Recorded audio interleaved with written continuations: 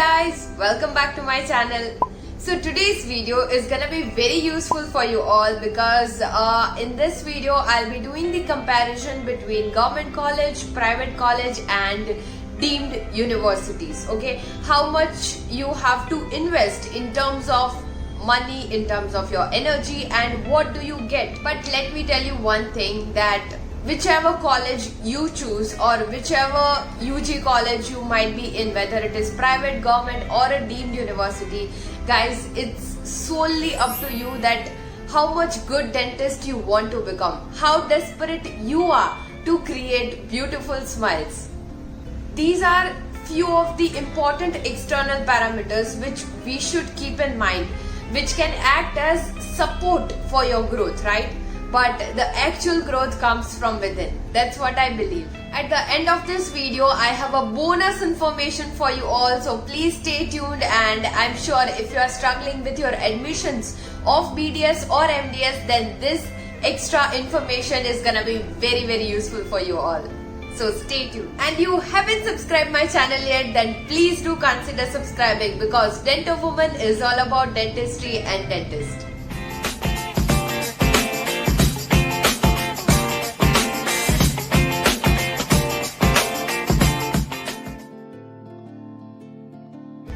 Total number of government seats for BDS in India are 2930 seats are there, okay, in total for BDS, and for MDS it is less than 1000, including all the categories into it.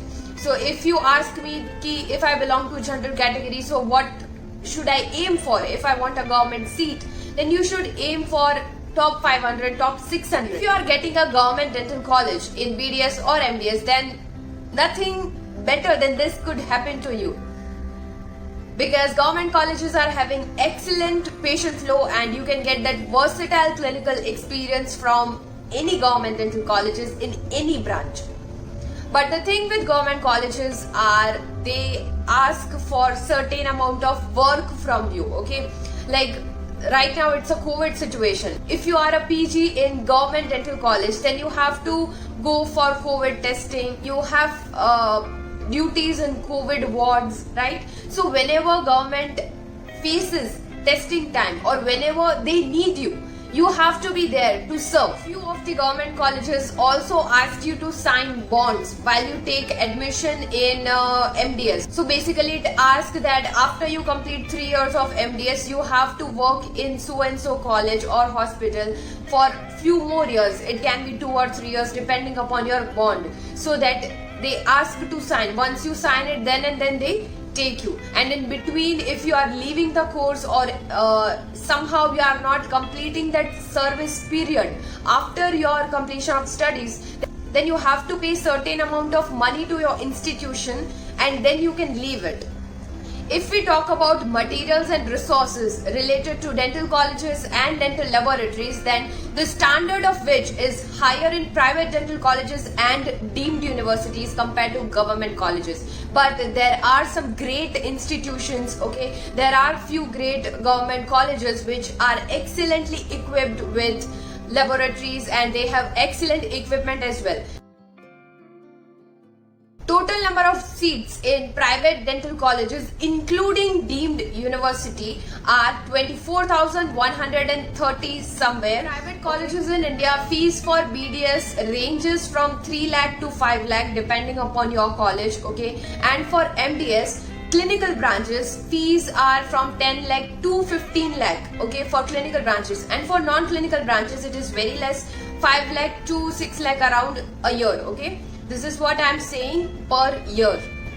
If you are searching for MDS deemed dental colleges, then I have a video on it in which I have shared which department is good in which colleges and what are the fees and the extra some of the information which I could get. Now the basic truth of private dental colleges is that they do not get enough patient flow as government dental colleges, okay? But this is not, we can say, a universal statement for all the colleges. But in general, in private dental colleges, patient flow is affected than that of the government dental colleges. In return, you get excellent infrastructure, you can get excellent laboratories, you can get excellent materials. Deemed universities are having higher fees than that of the private colleges, okay? But in turn, they provide you the best infrastructure, the best resources, which can help you really grow.